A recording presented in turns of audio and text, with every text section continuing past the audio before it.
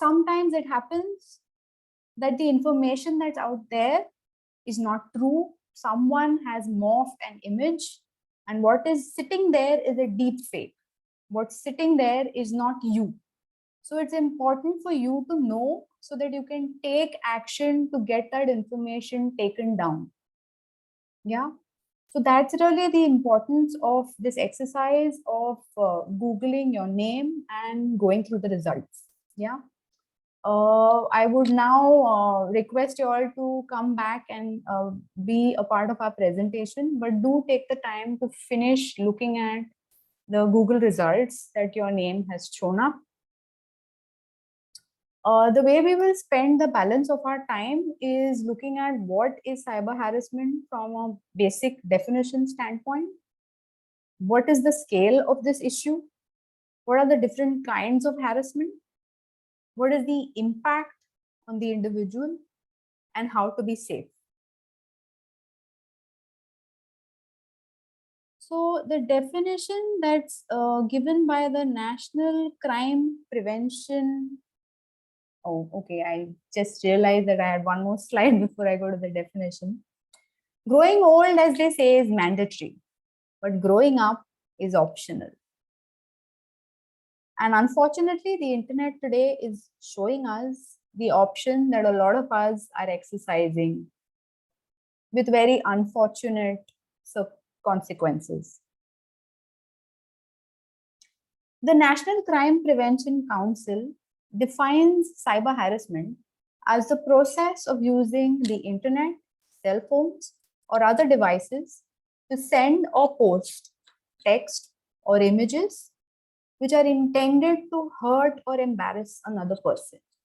Yes, the intention is to hurt or embarrass another person.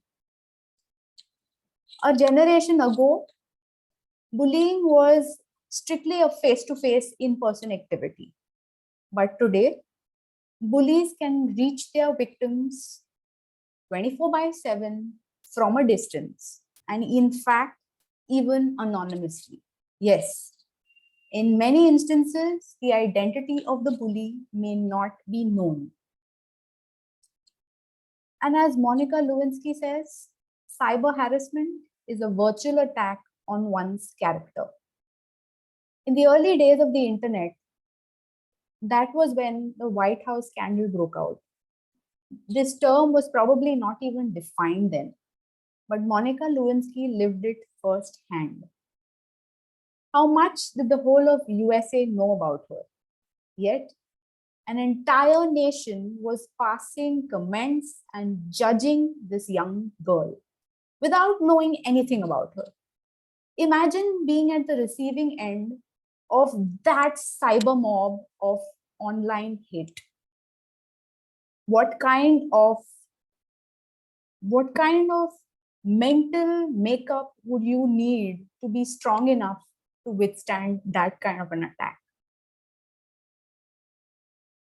Let me put down a few statistics which would help us appreciate what is the scale of this problem.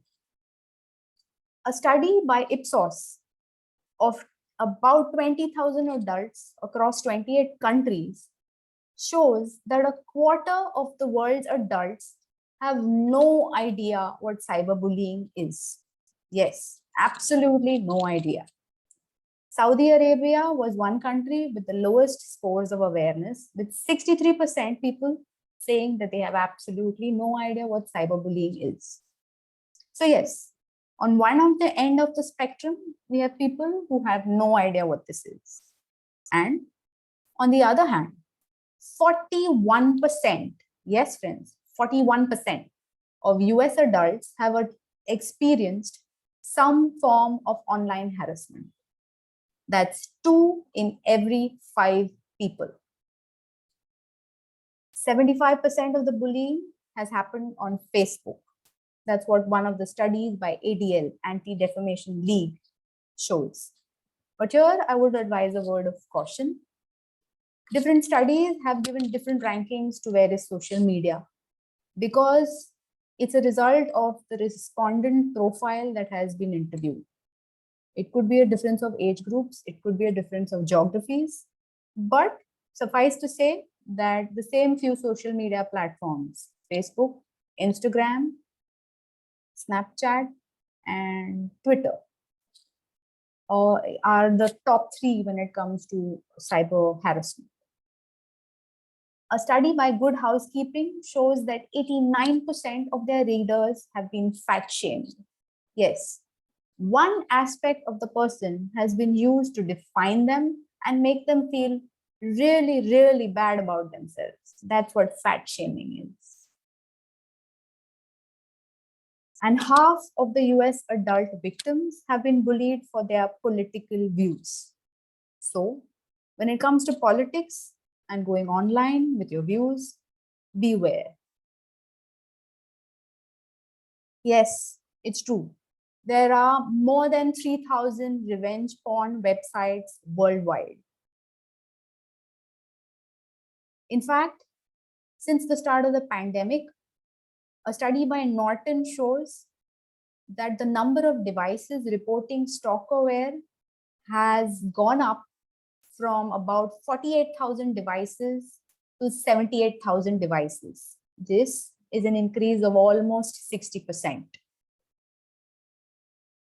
Well, by now we know that the scale of this issue is staggering. Let's now look at some different kinds of cyber harassment. Trolling. Yes, this is the one that's most common, that most people are aware of. We might tend to think of trolling as some person who thinks he's really smart, making some really rude comments. But the impact of those rude comments, well, that is what leads to trolling being categorized as a form of cyber harassment. Barkha Dutt is the most trolled woman in India as per an article in the Live Mint in the year 2016. What she has to say about trolling is that trolling is a mind game. People who troll you are trying to silence you. It's a power struggle. They're trying to get you to stop voicing your views. And a study by Stanford and Cornell University in the year 2017 says that under the right circumstances, anyone can be a troll. Yes, anyone. I could be a troll, you could be a troll, any of us. By right circumstances, what we mean is the anonymity of the internet. The very fact that you can make a fake profile and go about making random, untrue, unsubstantiated comments about people, that is what right circumstances mean. Because you can't be booked for those, definitely not easily. And LinkedIn. If you thought that trolling happens only on Facebook, only on Instagram, no, that's not true. Trolling happens on LinkedIn as well.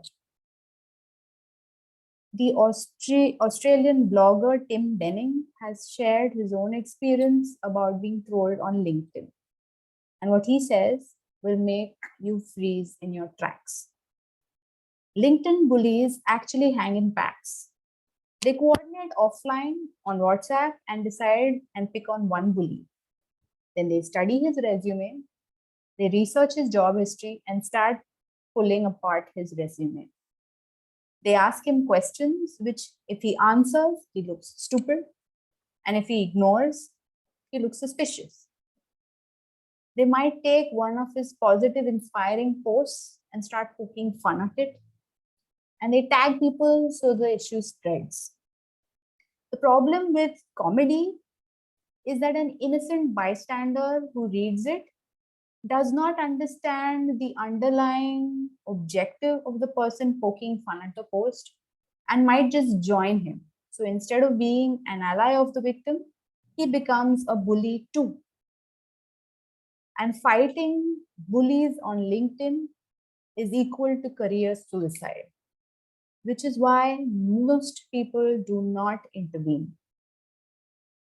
Friends, we're all out there on LinkedIn, either looking for new work or trying to keep the connections with clients and colleagues that we already have.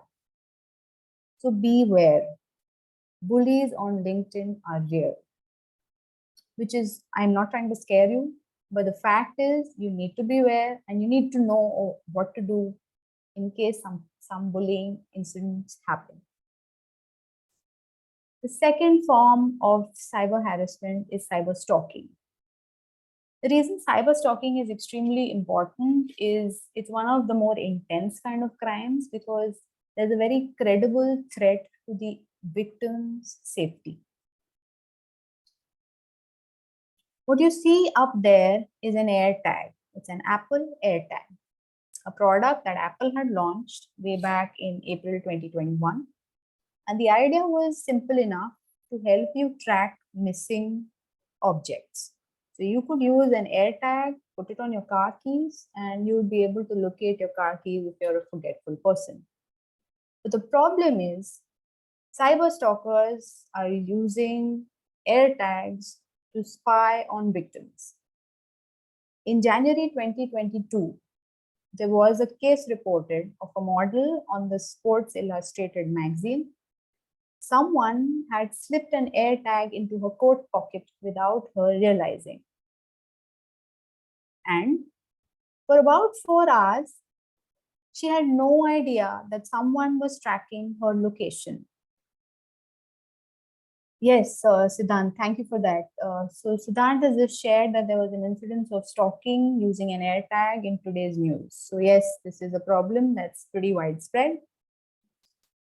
And there is an anti-abuse mechanism in the AirTag. So what actually happened and the way this lady realized that she had an AirTag on her person was that she received a notification on her iPhone that there was an unknown accessory on her person and the owner of that accessory knew its location. The point I'm trying to make is that in our increasingly digitized lives, we are exposing ourselves to a lot of smart gadgets. It could be a smart TV, it could be a CCTV, it could be a coffee maker, it could be a washing machine. And all of these devices need to be secured because otherwise they are ripe for abuse, right? Just like this AirTag. What can be done, and this AirTag is a very simplistic example. There are very many sophisticated ways of stalking a person online. What typically happens is that a stalkerware, it's a form of a malware that can be installed on your devices. It could be your phone, typically your phone, or any other smart device that's in your house as well. And it can be used to track your GPS location. It can be used to see you through your camera. It can be used to hear your conversations, eavesdrop on them. It can be used to read your private messages. The point about a stalkerware is that it works in stealth mode, which is to say that the light that goes on when your camera is in use can be disabled. So you are not aware that someone is using your camera to spy on you. The problem with the spyware is that it doesn't even show up in your installed apps. So if you looked at the installed apps on your phone, it's not going to show up. It gets disguised as a system utility. And yes, there have been cases of stalkerware even in app stores. That's as far and as creative as today's fraudsters have become. Doxing, that's another category of cyber harassment. Doxing refers to making public an individual's identifying information. It could be your real name, it could be your address, it could be your phone number, it could be photographs, it could be videos, all shared without your permission online for available to people for viewing. Imagine what kind of a security threat that can pose. Denigration. Denigration refers to spreading falsehoods, deep fakes, absolute rumors about a person with the objective of defaming them, with the objective of destroying their reputation. Another kind of crime is impersonation, identity theft. The earliest case of impersonation and cyberstalking in India was the case of Manish Kathuria versus Ritu Kohli in the year 2001. Manish was a financial analyst working in CRISIL, and he was fired. And in an act of revenge, he started stalking the wife of one of the senior executives, Ritu Kohli. He started chatting with people on micr.com in the name of Ritu Kohli. So basically, he assumed her identity, he impersonated her. And not only did he chat with strangers, he even circulated her mobile number, and she started getting obscene calls at all odd hours of the night. Of course, she did seek out help from law enforcement.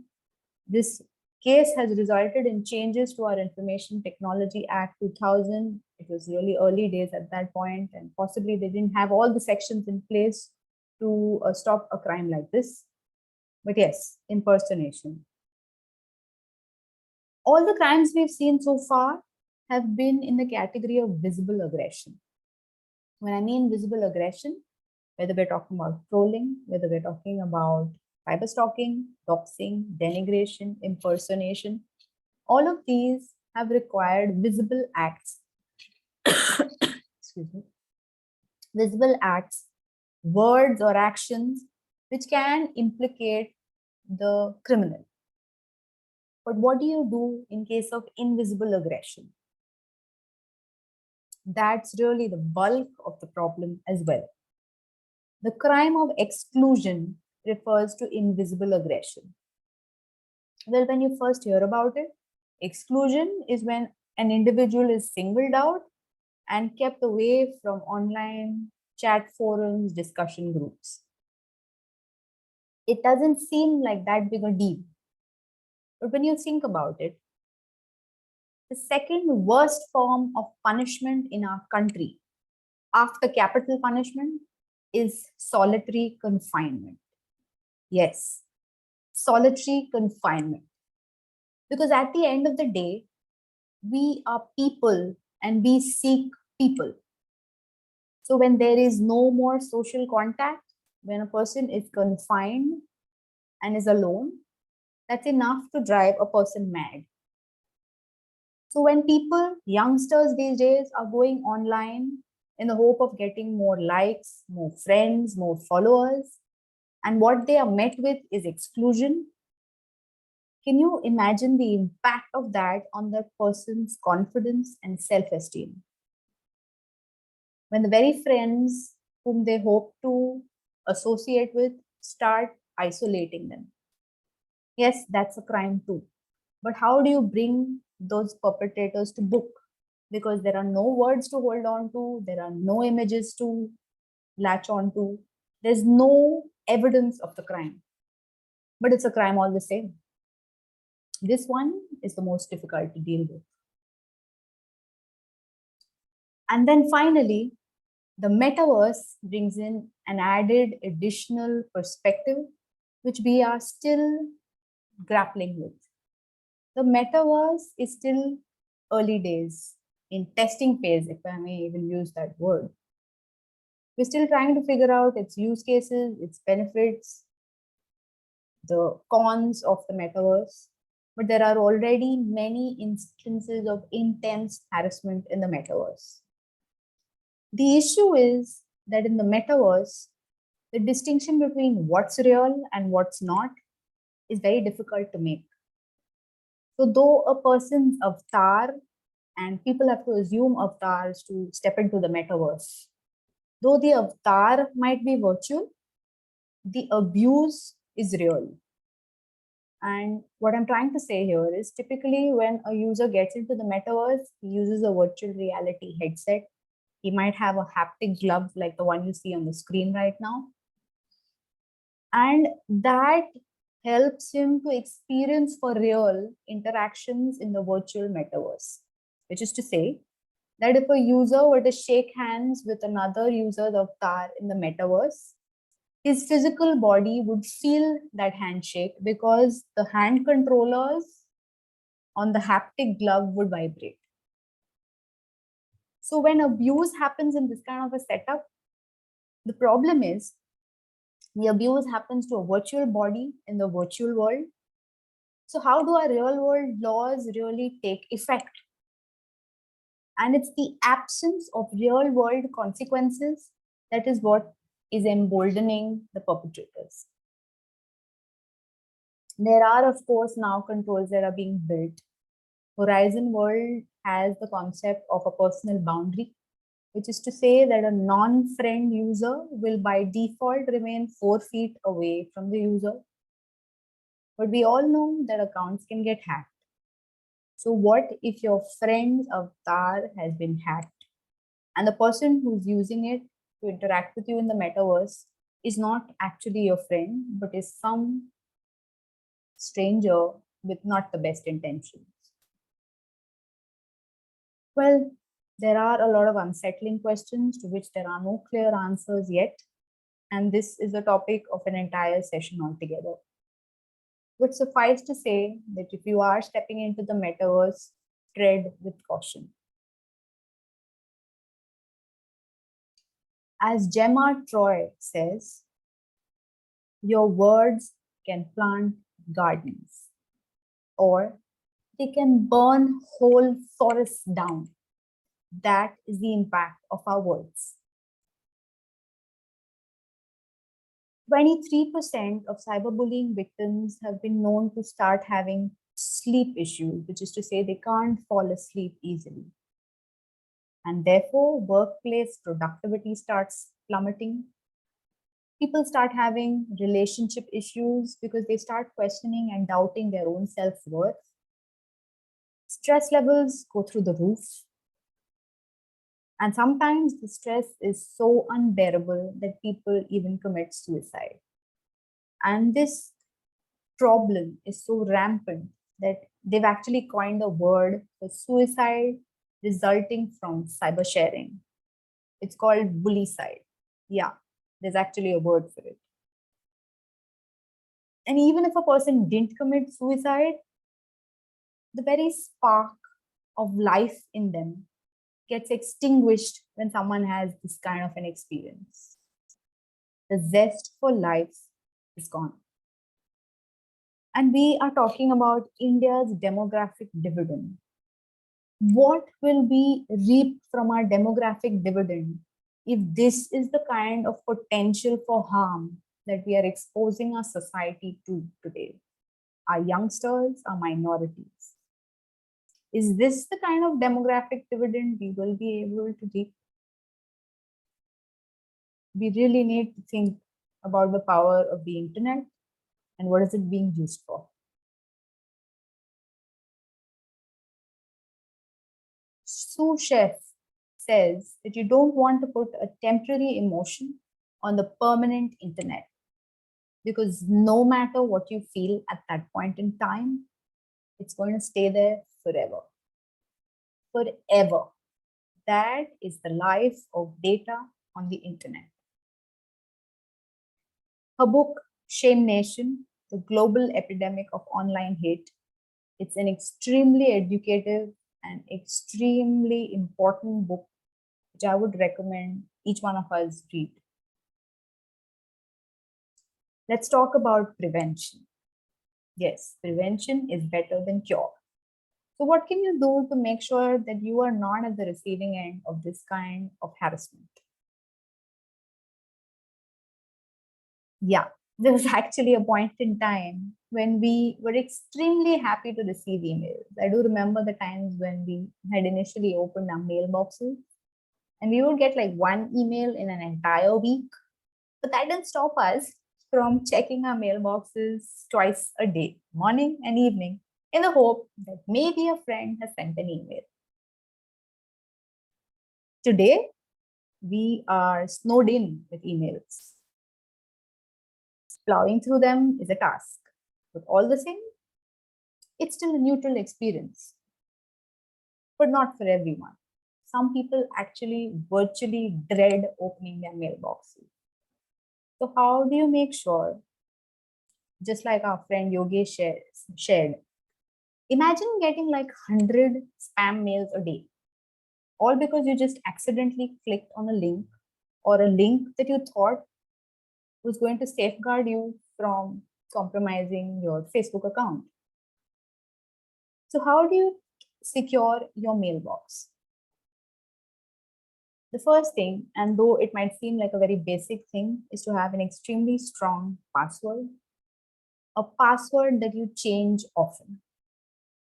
Friends, don't answer this question out loud, but put a hand on your heart and think, when was the last time you changed your Yahoo or Gmail password? A lot of us are operating with passwords from 5 years ago. Don't do that.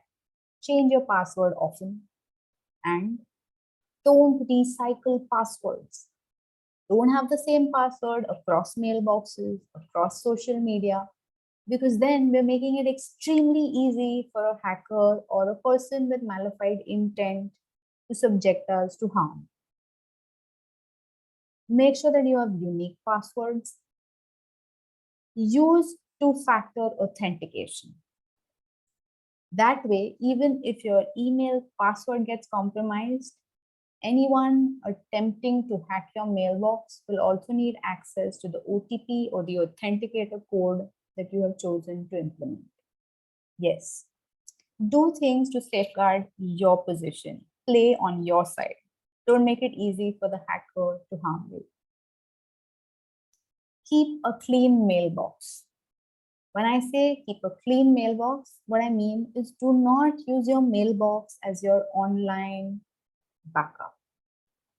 What we sometimes tend to do is, if we see emails with attachments, which could be like your bank statements, credit card statements, we just read them, maybe take a look at the contents, and we leave the mail in our mailbox.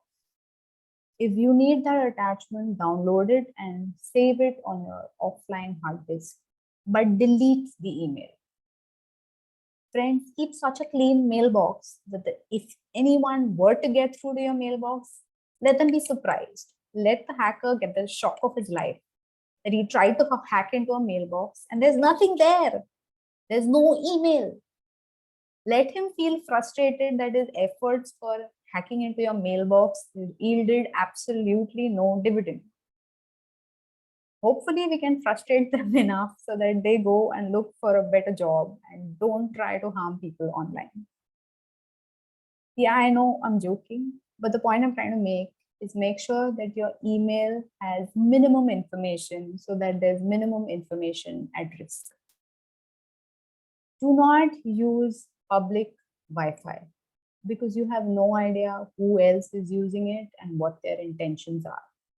And if you do intend to use it, make sure you combine it with a VPN. There are a lot of good VPNs out there. You can use CyberGhost, you can use ExpressVPN, there's NordVPN. So make sure you have VPN in place if you ever attempt to use public Wi-Fi. And finally, if you choose to, use secure mail providers. Secure mail providers encrypt your mails end to end from the time they leave your machine to the time they reach the recipient. Yes, the mail provider also does not decrypt your emails. And they sometimes also have sender policy framework, just like Proton Mail does, which is to say they use the domain name system to allow you as the sender of the email to decide which servers would be enabled to send your emails. So what actually happens is that if someone attempts to send emails posing to be you, the recipient gets an email that this email has come from a server that's not the one the sender uses. So it could be a fake email, an unsafe email, and you can choose not to open it. Having secured our emails, let's move to the next section. Yes, people truly are prisoners of their phones, and that's why they're called cell phones. Well, earlier we used to live out of our suitcases. Now we live out of our phones. So, extremely important to secure our phones. The first thing you need to remember is that your phone needs to physically be in your possession or in the possession of someone you trust. Because when a phone is physically accessible to people with malified intent, it becomes really easy to install malware or use it to cause harm. The first thing is physical security. The second is make sure that your phone has a Wi-Fi or a password, or a PIN or a biometric to lock it. Make sure that installation of apps requires a specific approval. That way, only apps that you know and approve of can get downloaded onto your phone. And when you want to install apps, make sure you're getting them from the App Store. When you look at apps on the App Store, check who the developer of the app is, check the age of the app, check the number of downloads so that you know that this is a genuine app and not a fake app. And when you look at the permissions that the app has, be sure that you are approving them having understood the utility of the app. The utility of the app does not require a certain permission. Beware. For example, if it's an app which allows you to take notes and it requires permission to your camera or your location, then think again. Camera, microphone, location permissions are to be shared with absolute and complete care. Whenever you click on links, beware. If it's a suspicious link, a link that comes from a sender who you do not know or do not trust, do not click on them. This could be one of the easiest ways to install stalkerware into your phone. Make sure that you keep your cell phone operating system updated, because that's one of the best ways to make sure that bugs discovered in your OS have been fixed. Try and use a phone antivirus. And like I mentioned, even for emails, if you can, do use VPN and use a private browser. You could use many of those private browsers out there to make sure that your browsing, your internet activity is kept private. Your IP is kept disguised so that it's not possible for people who want to harass you to locate you using your IP. Well, how do you check if there's stalkerware installed in your phone? Well, your phone will start misbehaving in odd ways. It will start draining battery really fast. Your data consumption can zoom. It might start heating up even when you're not using it.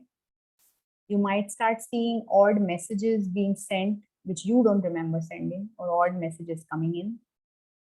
Your phone might even have trouble shutting down. And that's what Edward Snowden says, that the NSA technology makes it difficult for phones to shut down so that they can be used for eavesdropping. Your phone might even start behaving strangely when it's on standby mode. So instead of the screen being dark, it might start lighting up, or it might even make funny noises. Some apps that you don't remember installing might be on your phone, things like Net Nanny. Yeah. And there might also be problems with the autocorrect function. Typically, stalkerware also involves keylogging, because people who stalk you might also want to capture your keystrokes so that they can get your passwords. And keyloggers interfere with the functioning of autocorrect. So your autocorrect is malfunctioning. That's a sign that there's something in your phone that you don't want there. If the quality of your screenshots has deteriorated, that's also a red flag.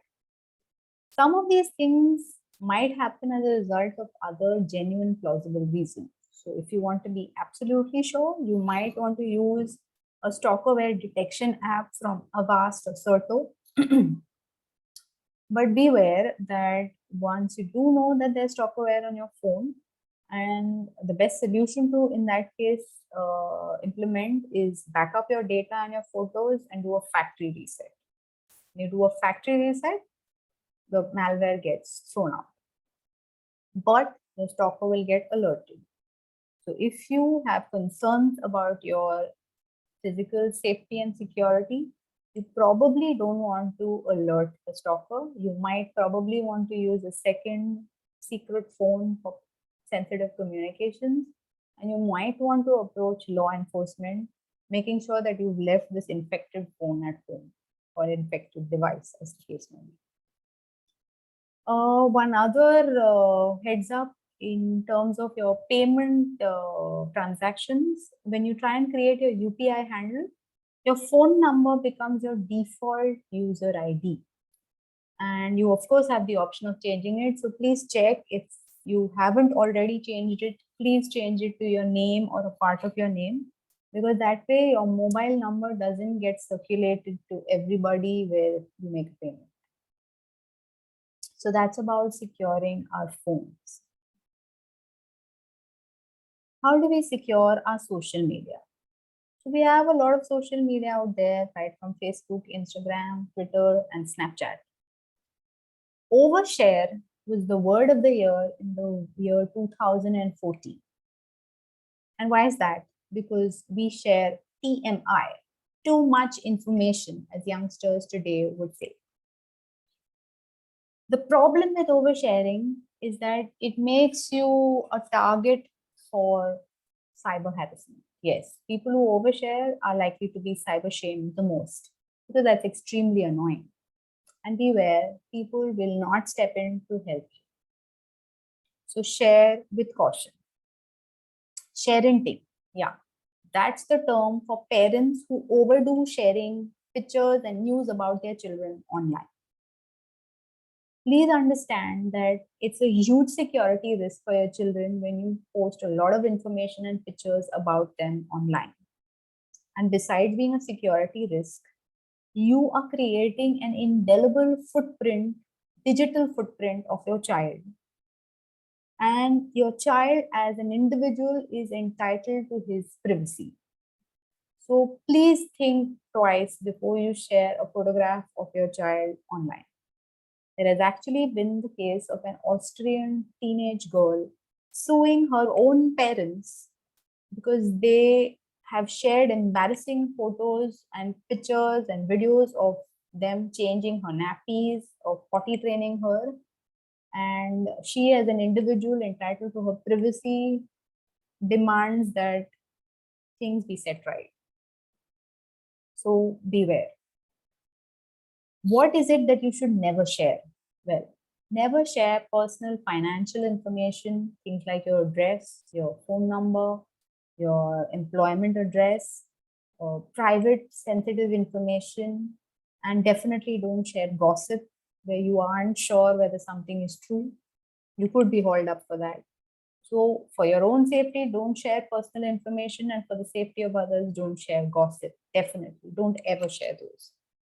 What you can share with a limited audience, and when I say limited audience, I mean friends and family. Make sure you've got groups out there and you don't just share it with your entire friend list. What you share on a limited basis would be pictures of your children, your pets, events in your family, a marriage, a childbirth, an anniversary. And please do not share your vacation plans. There are a lot of people who share their vacation plans on social media, telling the whole world from when to when they are not going to be at home. Please understand that you are creating a huge security risk for yourself. It's like inviting attack. So do not share your vacation plans and vacation photographs until you are back from your vacation. What you can share openly are articles that you like, quotes that you found inspiring, books that you've read, or music that you've liked, your academic, your professional achievements, your interests, hobbies, any volunteering work that you've done.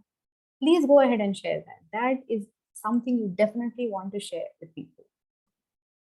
Murtaza, I hope that does help with some guideline around what you can share, because as they say, no digital footprint is even more of a risk than a spotty digital footprint. Employers today do worry if there is no digital history that you have out there, because that makes them think that you have something to hide.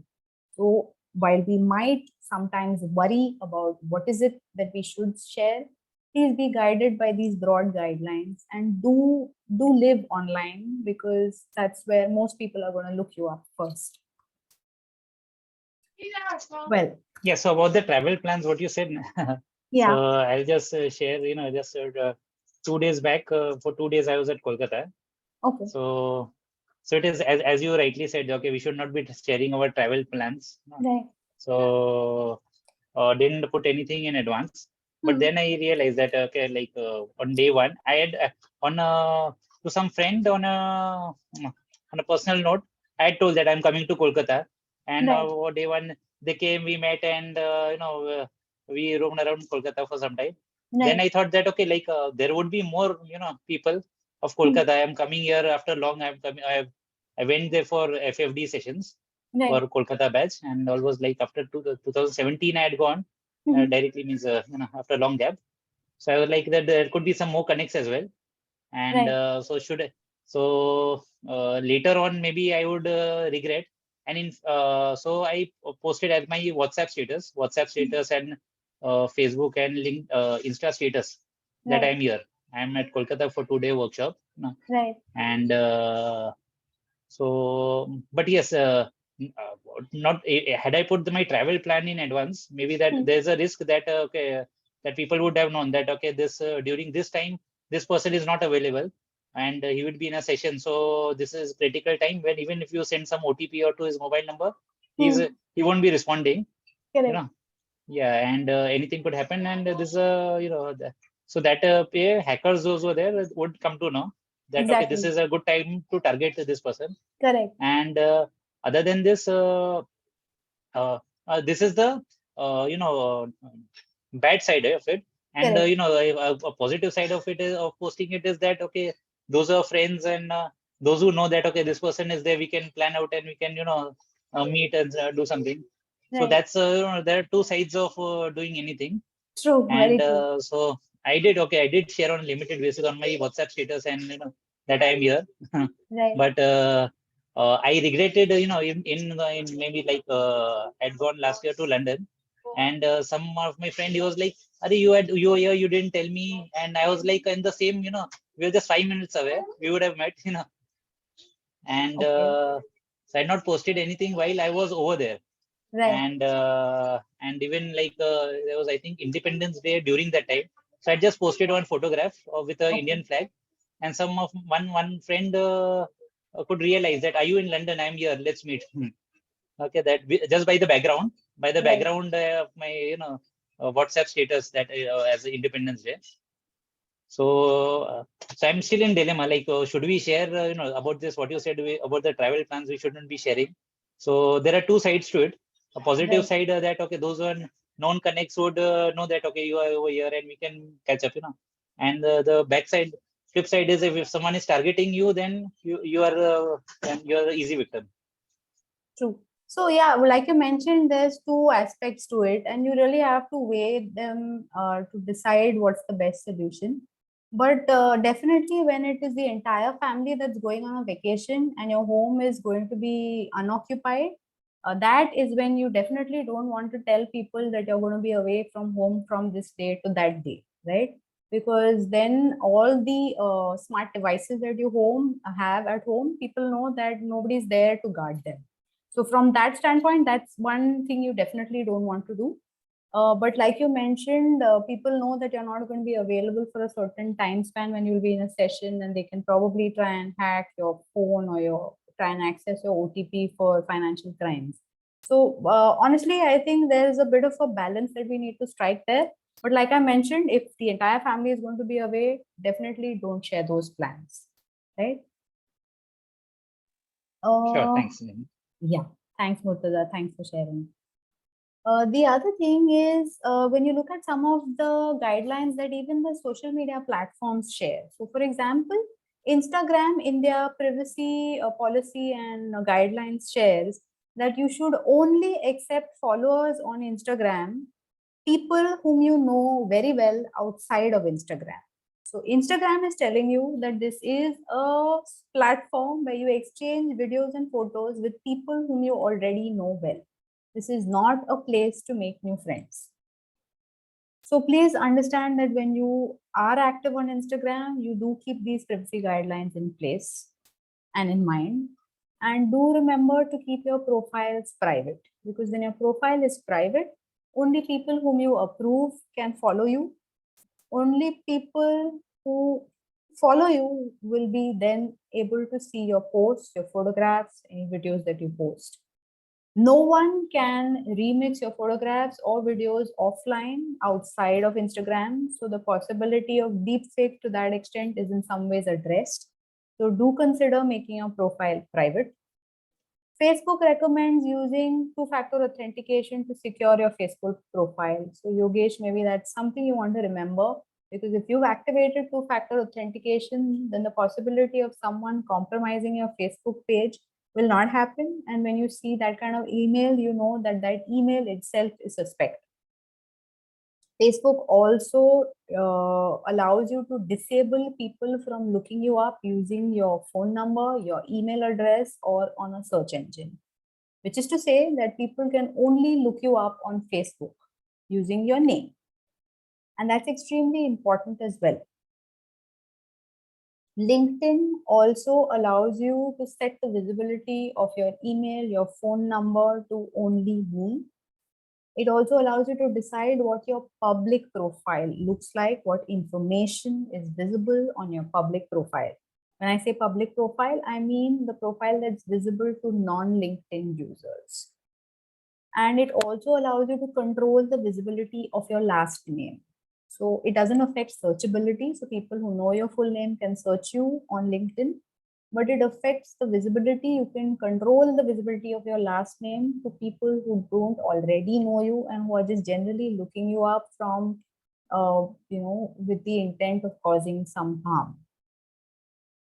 Another thing you might want to consider doing is activating login alerts, because when you activate login alerts, you get to know if someone is using your account, and if it's not you, you know there's a possibility of your account being hacked. Another thing we have these days is social sign-in. Yes. So you have the option of signing into various apps and websites using either Google or Facebook or Twitter. The benefit is, of course, that you don't have to remember a plethora of passwords. But the point is, there's one privacy risk. The social media platform that you use to sign in to these apps and websites starts sharing your data with these apps.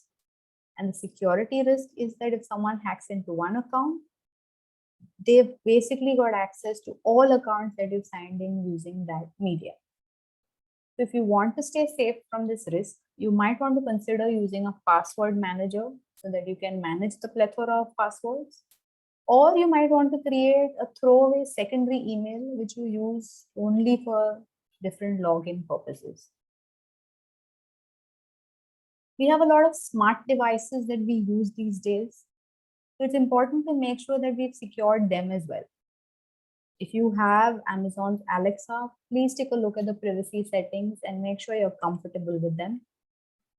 If you have Google Home, you can use the account tab, and within that, the My Activity option to erase all recordings, all audio recordings. You can also set future recordings to delete automatically.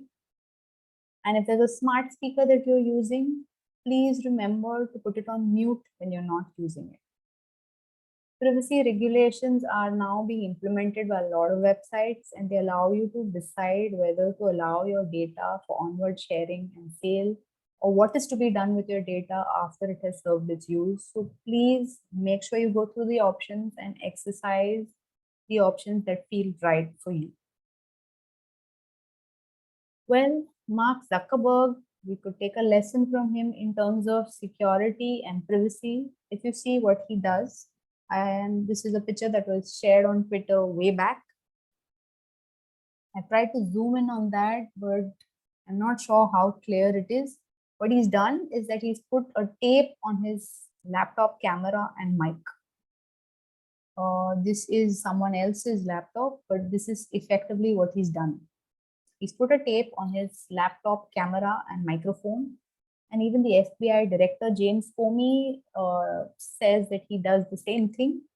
The reason being to protect yourself from what is a ratting attack. A rat is a remote access Trojan. It's similar to a stalkerware and it again operates in stealth mode and allows someone to remotely access your computer, control the camera, switch it on without your knowledge, and take pictures of you, your screen, and also eavesdrop on conversations. So if you want to prevent that, whenever you're not using your camera and microphone, please make sure you cover them with tape. And another few things that you can do to be safe from a ratting attack is to make sure that you have an updated antivirus running, your operating system is updated, and do not click on suspicious links. Well, that was all on the technical front. What we can do on the technical front to secure ourselves. But there are a lot of things that we can do and must do on the non-technical side. When I say non-technical side, I mean the people aspect.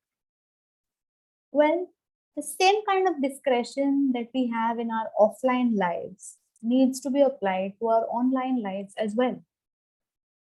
Typically, the advice that we got from our parents when we were growing up was do not trust strangers. Do not accept food from strangers. But it's the same thing online as well. The circles of trust, that's a very popular concept in psychology.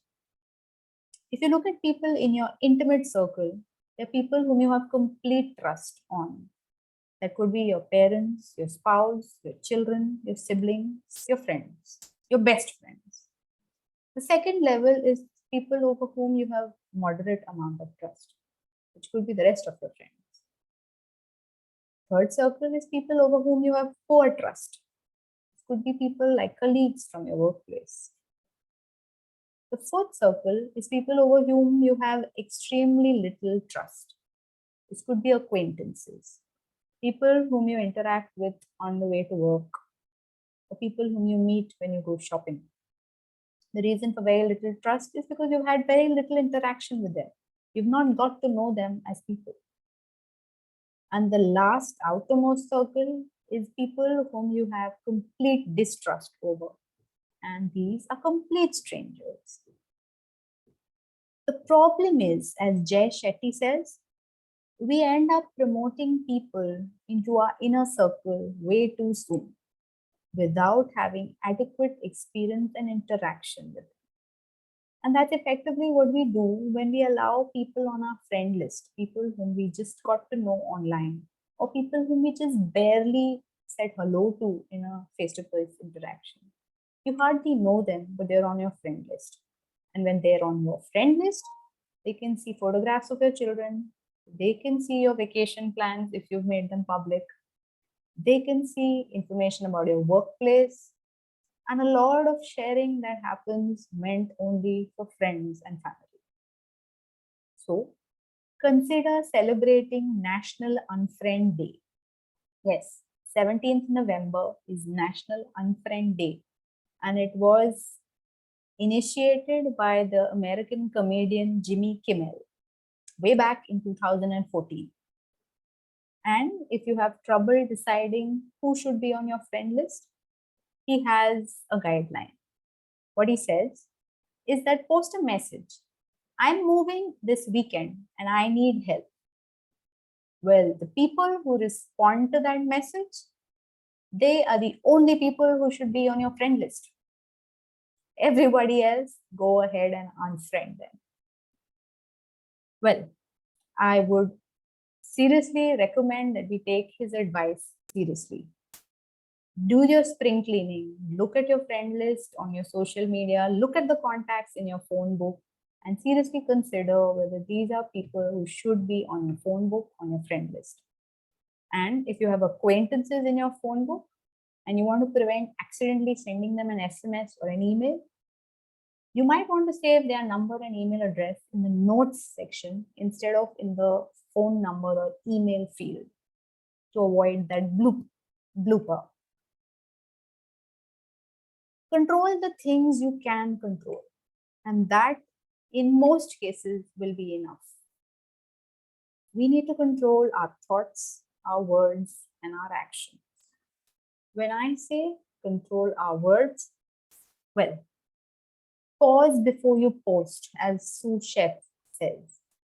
It's extremely important that we do not respond in anger or in haste, because those are the kind of messages we end up regretting. If you accidentally hurt someone, please reach out to them, apologize, and delete the rude comment. When you're sending out an email, double check the recipient list. To avoid a reply all blooper, do consider starting a fresh message. Humor in print can be misinterpreted. Without the facial expression, it's difficult to tell whether a person was serious or joking. So be careful when you use humor in print online.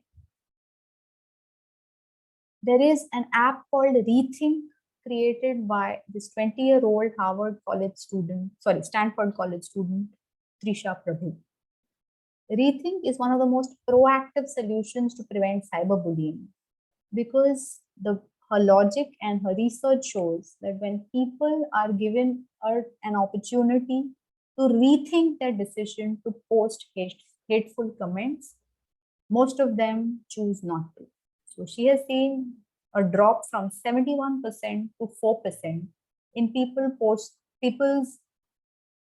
willingness to post hateful messages when they are reminded that the message they're about to post is hateful.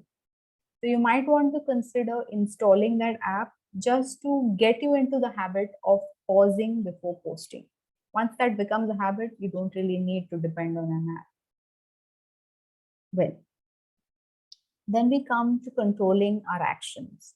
Jinal, one question. The app you said, is it working on, like, say, for every post, or is it specifically checking for negative words and then asking to rethink? Yeah, so it typically what it does is you need to download and install it on your smartphone, and then it reads your post. There might be possibly a list of words that's been fed into the backend, and if it finds a match, then it tells you that the message that you are about to post is hateful. So it doesn't comment on all your posts, but if it finds a match for specific words, then it gives you a red flag that what you are about to post might be interpreted as online hate.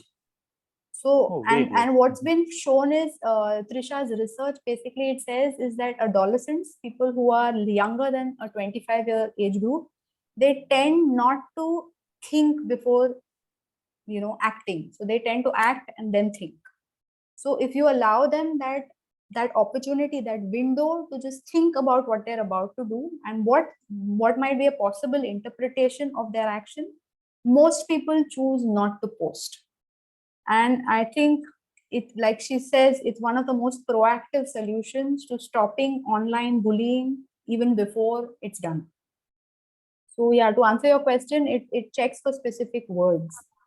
And here I'm interpreting the logic because that's the logic that she's given, but I suppose that's how it would work in the backend. Yeah. Fine, thanks. And the app name is Rethink. Rethink, yeah. RETHINK. Rethink. Okay, fine. Thanks. Yeah. When we come to controlling our actions, well, we need to ask permission of people before we post pictures of them, and especially if there are children in those pictures.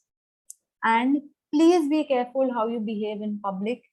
Do not have your fights or conversations, important conversations or fights in public, because nowadays people seem to have this tendency of starting to live stream people's interactions one-to-one, and there have been cases where people have live streamed couples breaking up, because they're in a situation where there's a couple breaking up and they think it's funny, so they start live streaming it for the world to see. And that can really haunt you for the rest of your life, because there are these really intimate conversations of your life which are out there for the world to view. So please be careful how you conduct yourself in public, because everybody has a camera, so you really want to be careful. So yes, we really need to secure our behavior.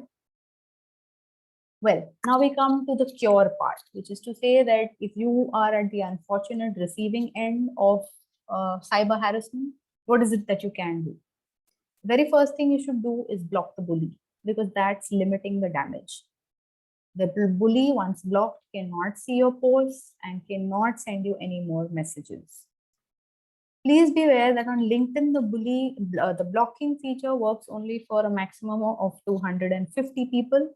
So we do hope that suffices in all cases. But if you're at the unfortunate receiving end of a cyber mob, this might seem like a band-aid solution, but it's a solution all the same. And in case of Twitter, if the person who is the perpetrator is accessing Twitter using a third-party app, then he'll still be able to see your public tweets. So be careful when you tweet and what is the audience that you've set for your tweets, private or public. Having blocked the bully, please make sure you save the evidence. Please keep printouts and digital copies of all evidence on an external hard disk. And please make sure you download the videos, you save the images. Please save PDFs of the web pages. You need the URL and you need the date and time for it to be admissible in the court of law as evidence. And there are web page archiving services that you can use, like Page Vault and the Wayback Machine. They have, so they work like the Google web archival system. They take pictures of websites every day, and those are available in their storage so that you can establish that this is what the web page looked like on a certain day at a certain time. So yes, web archival services have web pages which can be admitted in the court of law as evidence. What you definitely want to do after saving the evidence is reporting the bully to the platform so that they can blacklist him and he cannot continue to harass you or any others in other formats. Yes, people do make fake profiles, but you need to report it to the platform for them to take action. Before you request objectionable images or material to be taken down, please be aware that if the legal representatives or authorities have not taken forensic evidence before it's taken down, then that might affect the cure or the remedy that you have legally against the criminals. Whether to respond to a bully or no, well, the jury is out on that, because a lot of people say that you should keep a low profile and not respond, not engage the bully. But there are people who say that if you don't engage the bully, he seems to think that he's succeeded in silencing you. So this is honestly a personal call. Do what you think feels right. But if you are going to engage the bully, do remember that there is every possibility of a backlash. What Barkha Dutt says is that it's best to ignore the bully and continue being the person that you are online. So do not respond to them, do not engage with them, treat them as people who are below contempt. And whatever you do, never pay ransom in the hope that that will get the bully to go away or stop, because that doesn't happen. It just makes them even more bold and their demands grow even larger. So never ever pay ransom. You might want to consider a digital detox. It's a natural reaction to want to just go low profile, and that's perfectly okay, no matter what other people think. If you feel that's the right response, please be nice to yourself, please be kind to yourself, and go off digital media if that's what feels right. Cyber insurance is available to the individual today. HDFC Ergo offers cyber insurance, which covers everything from identity theft, financial fraud, cyberbullying, and in very, how may I say, serious cases of bullying, it even covers counseling expenses. So cyber insurance is also an option. How do you reboot? How do you start life again after having been at the receiving end of cyber harassment? Well, Sue Chef has a lot of recommendations here. What she says is allow yourself to get angry, because it's only normal to get angry and it gives you the energy to take action. All the same, Move on. Accept that what has happened, but it doesn't define you. Be nice to yourself, be compassionate and kind to yourself. Seek help from friends and family. Engage in real world activities. Try to get physically fit. Go gymming, go trekking, meet real people, and realize that they also enjoy your company. Journaling is extremely therapeutic, so do take the time to write, to take the time to hear your own voice. Engage in calming activities. Try and use humor, watch funny videos, try meditation, try spending time with children, try spending time in nature. Get a perspective. What has happened is one incident in your still to go extremely long and happy life. This isn't going to matter a few years from now. Pay it forward.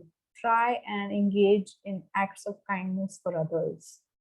Try and put others ahead of you, and you'll start seeing things in a happier perspective.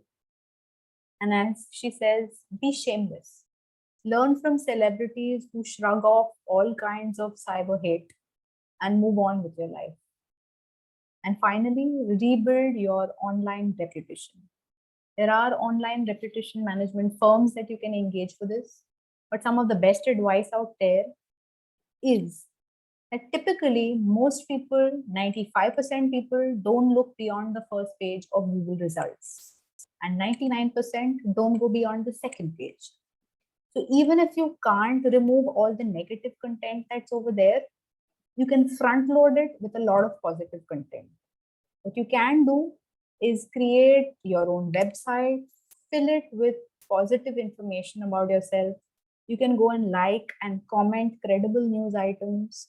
You can create a press release for yourself using PR Newswire. It's a paid service, $125 a year, but it's an investment when you're trying to recover from this kind of a situation. You can create press releases for your academic achievements, your professional achievements, or any other happy news in your life from a professional perspective that you might want to share. So use these to create positive information about yourself out there. As the United Nations, UNICEF says, the first line of defense against cyberbullying could be you. And there's a reason why they say that. We've all seen the movie Airlift, I hope.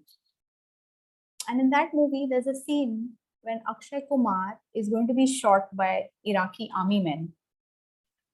And suddenly you see 5,000 Indians on the horizon, all there standing to support him. That is the power of intervention. And research says that bullying typically stops really soon when peers intervene on behalf of the victim. So don't be a bystander, be an upstander. Yes, intervene and stop bullying. What you can do is interrupt the bully and tell them that they're being disrespectful, and that's not how we talk to each other. That's not how we treat each other. Try and change the topic and distract the bully, and try and help the victim to move away. Report the bullying. If it is to a platform that can be reported, if it is in a professional setup, do report it to your HR. Reach out to the person who is being bullied and tell them that their lives have value, they matter as individuals, and no matter how they feel and no matter what anyone else says, they are important. Offer to spend time with them, because what they say is that cyberbullying victims are 50% more likely to commit suicide than non-victims. So these are those precious moments when you can help to save someone's life. And as Princess Diana says, carry out random acts of kindness. Someday someone will do the same for you. Be a heart mobber. There's a website called iheartmob.org. You can register on this website and be supportive of people who are at the receiving end of cyber harassment. Friends, the war is on, but we don't have to go to the border to fight this one. we could just help using our keyboards. Let's support each other. I love to say this, but we are each other's insurance policy. We are each other's backup. So let's back each other up. And that's how we create a safer world. Well, another thing that you continue doing on an ongoing basis is a brand scan. Like I told you, just keep searching yourself at least once a year so that you know that the content talking about you out there is positive. If you see your phone number or your address out there in the Google search results, please contact the webmaster of that website and have it taken down. In case that doesn't work, you can also write to Google to have that information taken down. What you can also do is an image search for yourself, which is to say that you do a reverse search. You upload an image of yourself on Google Images and use that to search for images of you out there. Well, I can do a quick demonstration of that.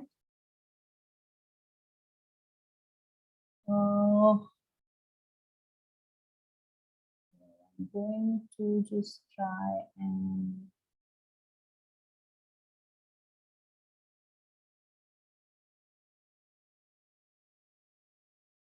yeah. So do let me know if you can see this. What you need to do is click on images on a Google search page. And this is the page that's going to show up. Murtaza, I trust you all can see this. Jinal, no, actually, we can see the presentation only. PPT, we can see. Stay safe. So I think you must have shared specifically that window, not your entire window, you know. Okay, fine. So you can share your browser now. Try and yeah, I'll just share my browser. Yeah.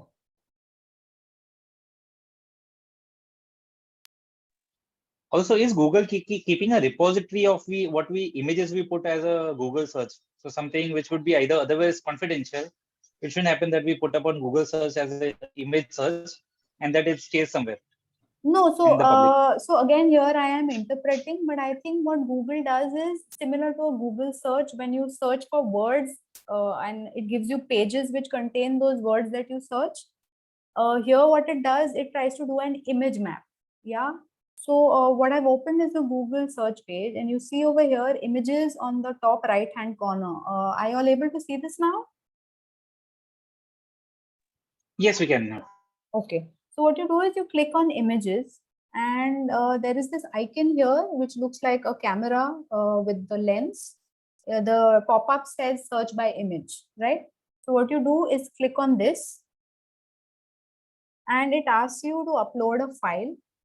In this case, I already have an image for the purpose of demonstration. So what I'm going to do is I'm going to drag and drop this image here. Are you able to see this image that I have uploaded?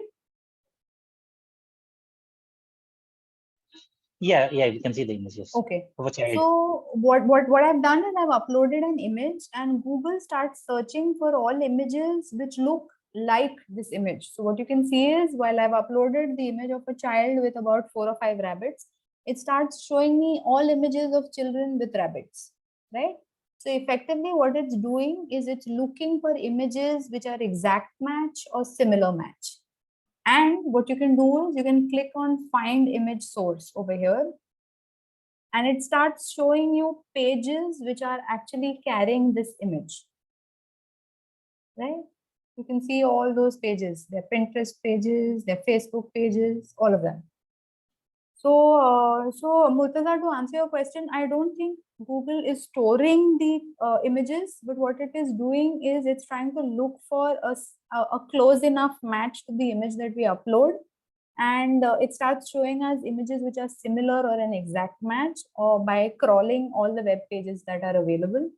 So effectively, if we upload one of our own photographs, it's going to try and show us an exact match or something similar. So for example, if I upload an image of myself in say maybe a black salwar kameez, it starts showing me images of either an exact match or images of other women in black salwar kameezes. So I've tried the search, so I know that's how it works.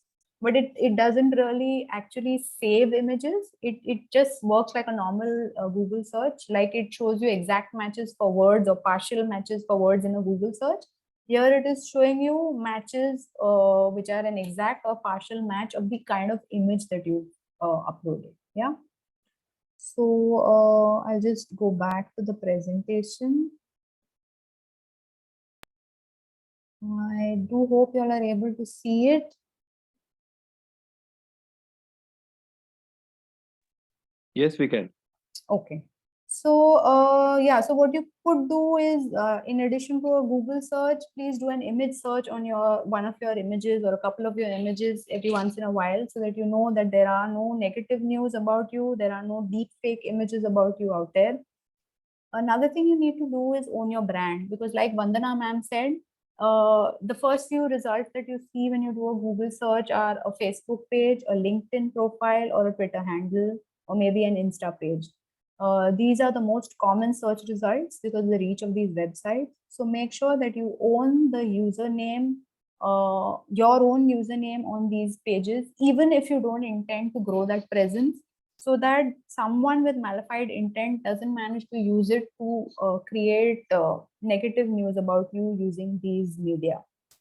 Another thing you might want to do is probably create your own website and feed it with your social media through your website, because that way you're creating your presence online.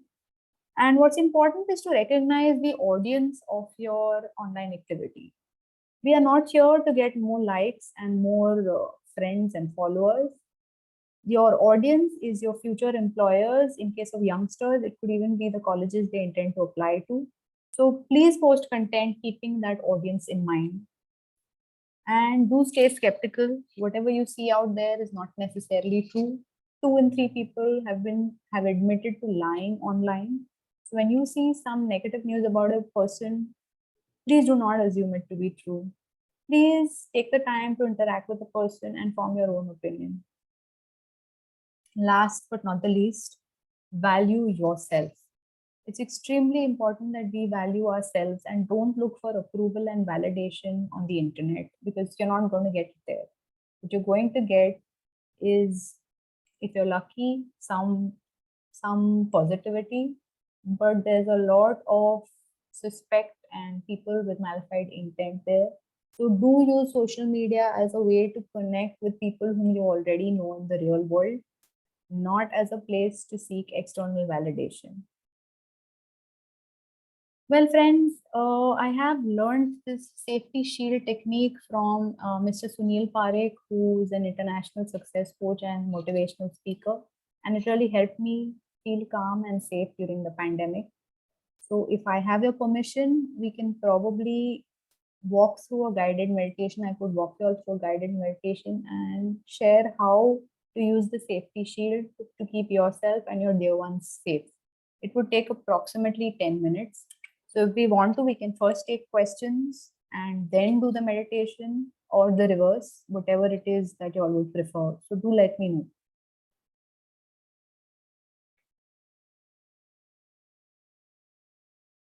So, Murtaza, if there's any questions that we have and we would like to take, then I'm happy to take those questions first, because this is now the last segment of my presentation.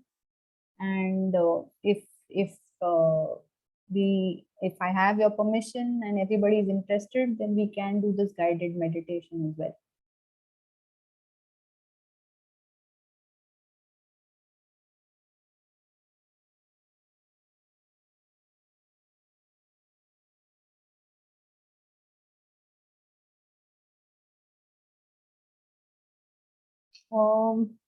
Are there messages in the chat window?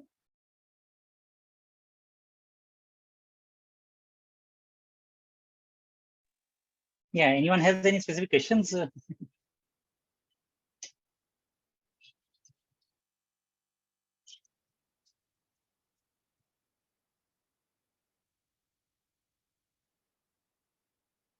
Okay, fine. So I think, yeah. Okay. So very nice coverage, wonderful, wonderful coverage, very nice presentation made, about, you've covered entire concept about cyberbullying, and also, shown us the steps, and like how people get, into this trap and what we need to do to be cyber safe. So thank you so much, Jinal. Like very detailed this presentation you have made. I think we can even present a research paper on this at Thank you WIC. so much, Murtaza. As And I must say just two thank you weeks for back, this other opportunity. study groups have Thank you so much for this yes, others. opportunity, and thank you, friends, for your time and attention. Extremely grateful.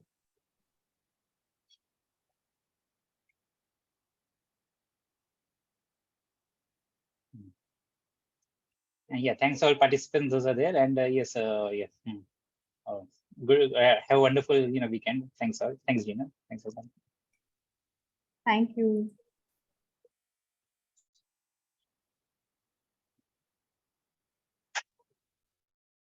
So, Murtaza, I have a guided meditation. I'm not sure if I have the group's permission to walk through that or not.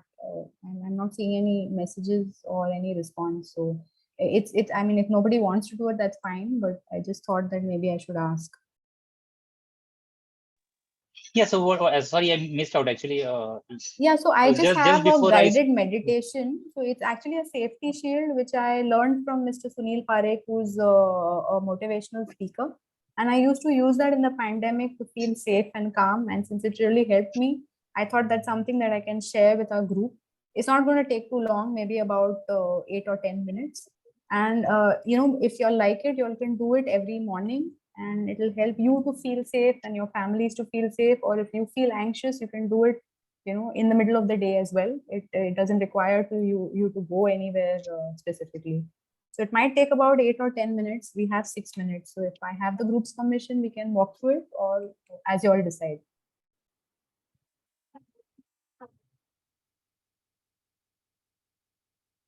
yeah. So maybe you can quickly run through it. Yeah. Okay, so what I'll do is I'm just going to put on the music for the meditation.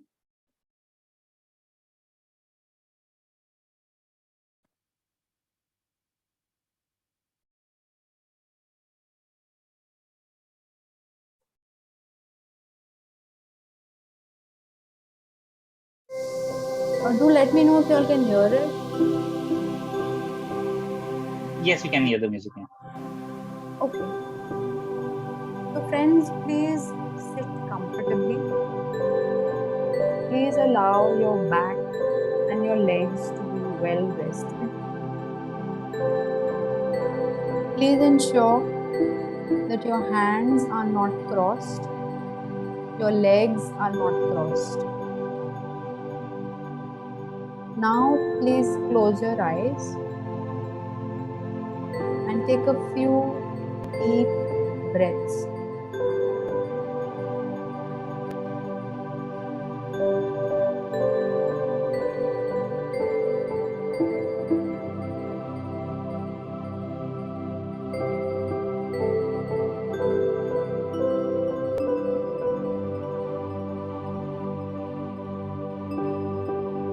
Feel your entire body relaxing. Feel your head relax, your forehead relax. Feel the muscles of your face relax. Let go.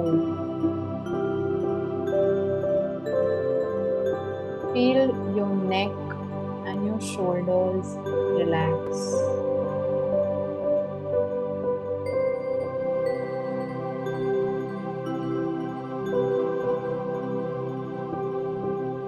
Relax your arms and your hands, your wrists, your palms, and your fingers.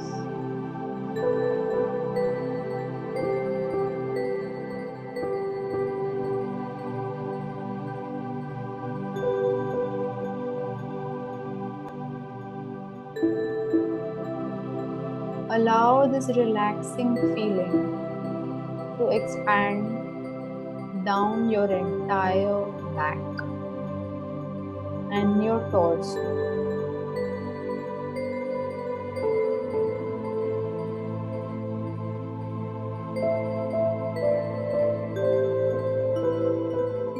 Relax your thighs, your knees, your legs,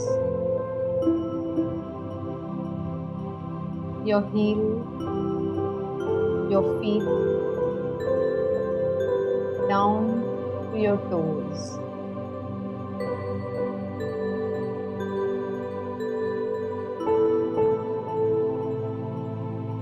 Your entire body is now feeling completely at ease and relaxed.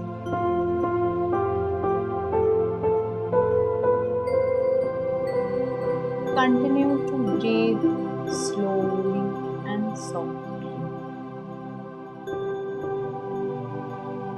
and allow this peace and serenity to surround you.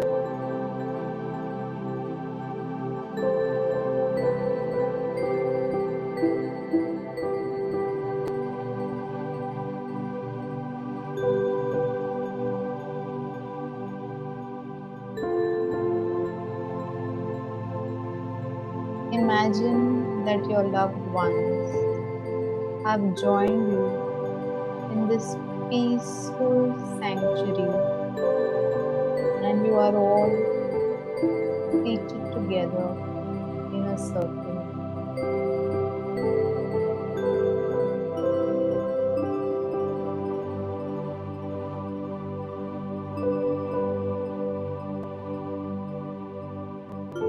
Feel the peace in your heart.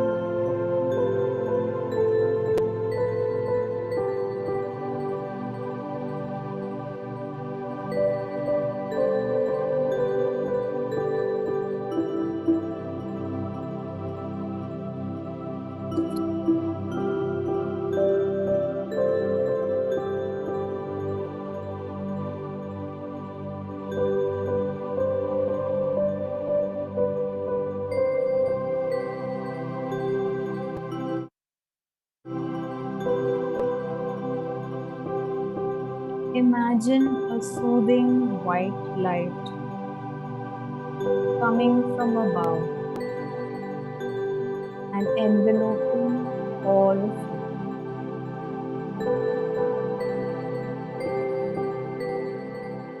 This white light is your safety shield, keeping you safe and protected always. You are safe.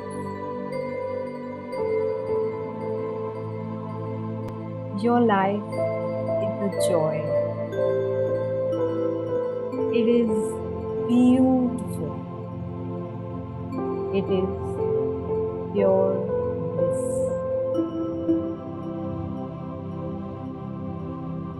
All your life experiences are always good and positive. All is always well in your world.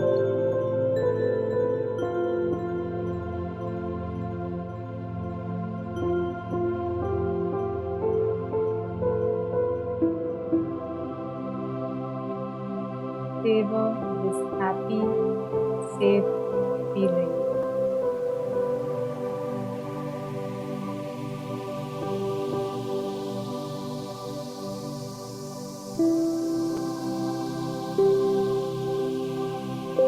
When you are ready, gently open your eyes.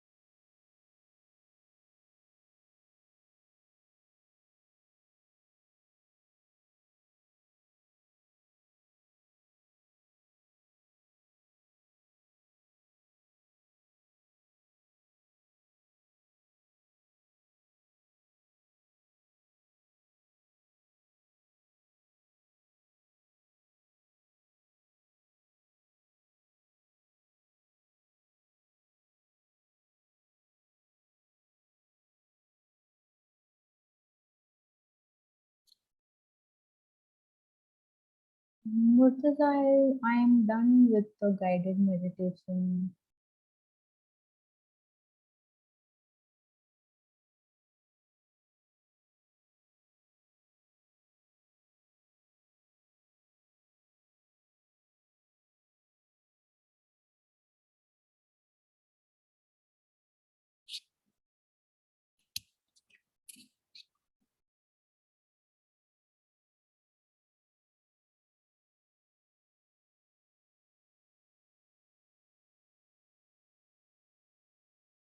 Thank you. Thank you, friends.